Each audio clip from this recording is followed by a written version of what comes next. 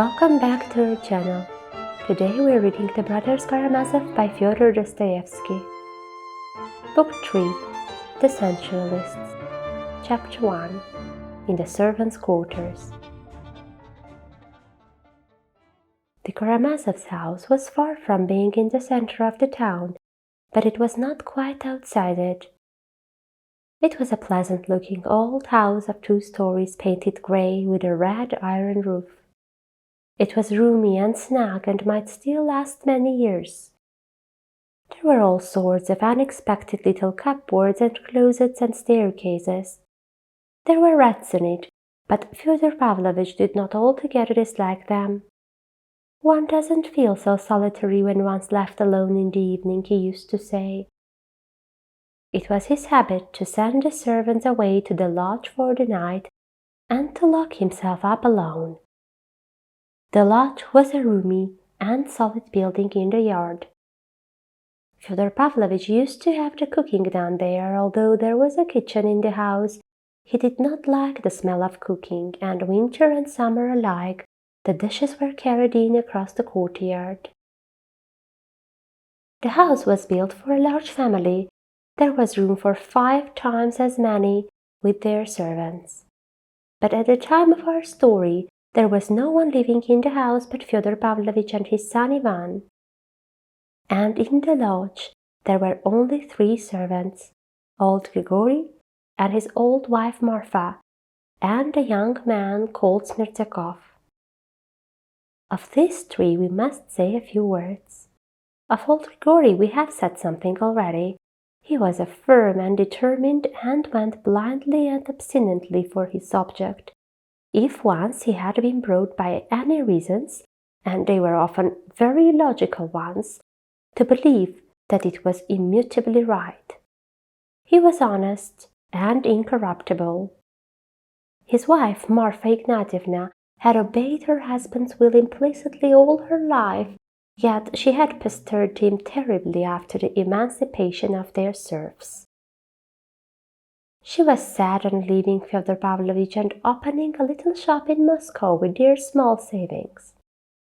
But Grigory decided then, once for all, that the woman's talking nonsense, for every woman is dishonest, and that they ought not to leave their old master, whatever he might be, for that was now their duty. "Do you understand what duty is?" he asked Marfa Ignatievna.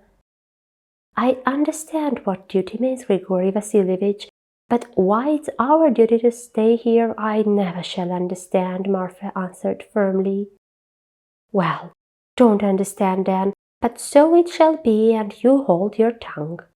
And so it was.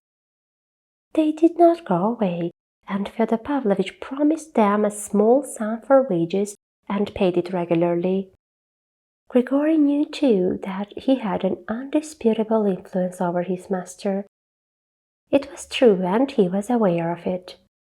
Fyodor Pavlovitch was an obstinate and cunning buffoon, yet though his will was strong enough in some of the affairs of life, as he expressed it, he found himself, to his surprise, extremely feeble in facing certain other emergencies. He knew his weaknesses and was afraid of them.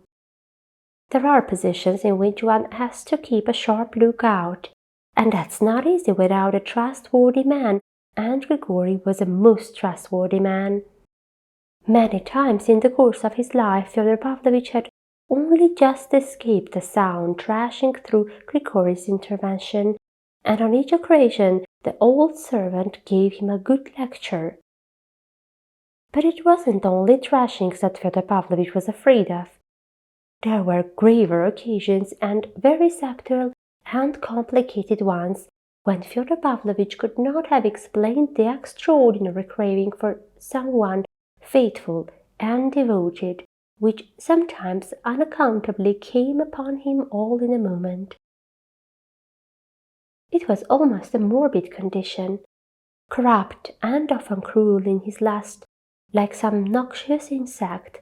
Fyodor Pavlovitch was sometimes, in moments of drunkenness, overcome by superstitious terror and moral convulsion, which took an almost physical form. "My soul's simply quaking in my throat at those times," he used to say. At such moments he liked to feel that there was near at hand, in the lodge if not in the room, a strong, faithful man, virtuous and unlike himself, who had seen all his debauchery and knew all his secrets, but was ready in his devotion to overlook all that, not to oppose him, above all, not to reproach him or threaten him with anything, either in this world or in the next, and in case of need to defend him. From whom? From somebody unknown but terrible and dangerous. What he needed was to feel that there was another man, an old and tried friend, that he might call him in his sick moments merely to look at his face, or perhaps exchange some quite irrelevant words with him.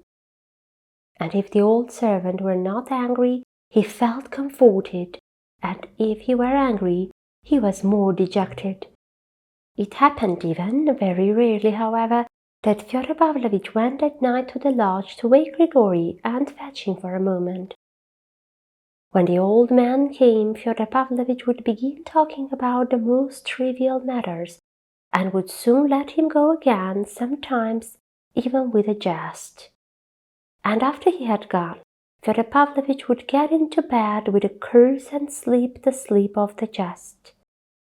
Something of the same sort had happened to Fyodor Pavlovitch on Alyosha's arrival. Alyosha pierced his heart by living with him, seeing everything and blaming nothing. Moreover, Alyosha brought with him something his father had never known before, a complete absence of contempt for him and an invariable kindness, a perfectly natural, unaffected devotion to the old man who deserved it so little. All this was a complete surprise to the old profligate, who had dropped all family ties. It was a new and surprising experience for him, who had till then loved nothing but evil.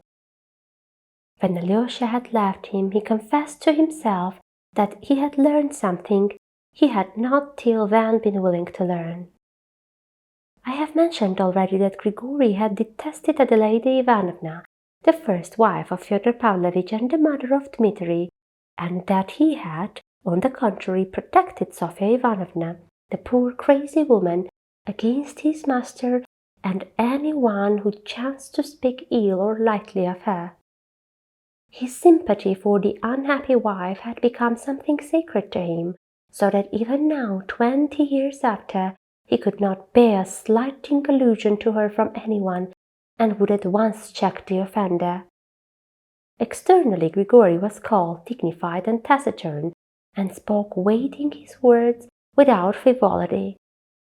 It was impossible to tell at first sight whether he loved his meek, obedient wife, but he really did love her, and she knew it.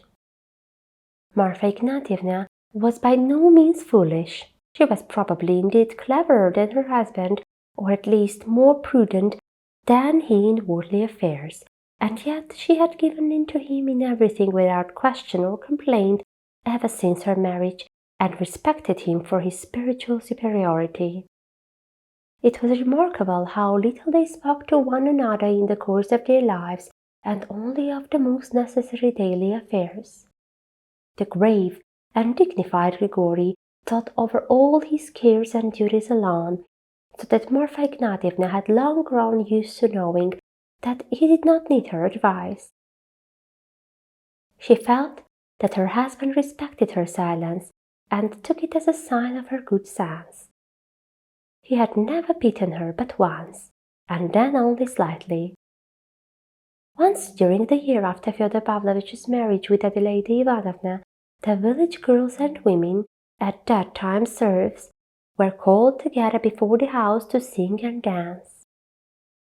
They were beginning in the green meadows, when Marfa, at that time a young woman, skipped forward and danced the Russian dance, not in the village fashion, but as she had danced it when she was a servant in the service of the rich Miusov family in their private theatre, where the actors were taught to dance by a dancing master from Moscow. Grigory saw how his wife danced, and an hour later at home in their cottage he gave her a lesson, pulling her hair a little. But there it ended. The beating was never repeated, and Marfa Ignatievna gave up dancing. God had not blessed them with children. One child was born, but it died. Grigory was fond of children and was not ashamed of showing it. When Adelaida Ivanovna ran away, Grigory took Dmitri, then a child of 3 years old, combed his hair and washed him in a tub with his own hands, and looked after him for almost a year. Afterwards, he had looked after Ivan and Alyosha, for which the general's widow had rewarded him with a slap in the face, but I have already related all that. The only happiness his own child had brought him had been in the anticipation of its birth. When it was born, he was overwhelmed with grief and horror. The baby had 6 fingers. Grigory was so crushed by this that he was not only silent till the day of the christening, but kept away in the garden. It was spring, and he spent 3 days digging the kitchen garden. The 3rd day was fixed for christening the baby. Meantime, Grigory had reached a conclusion.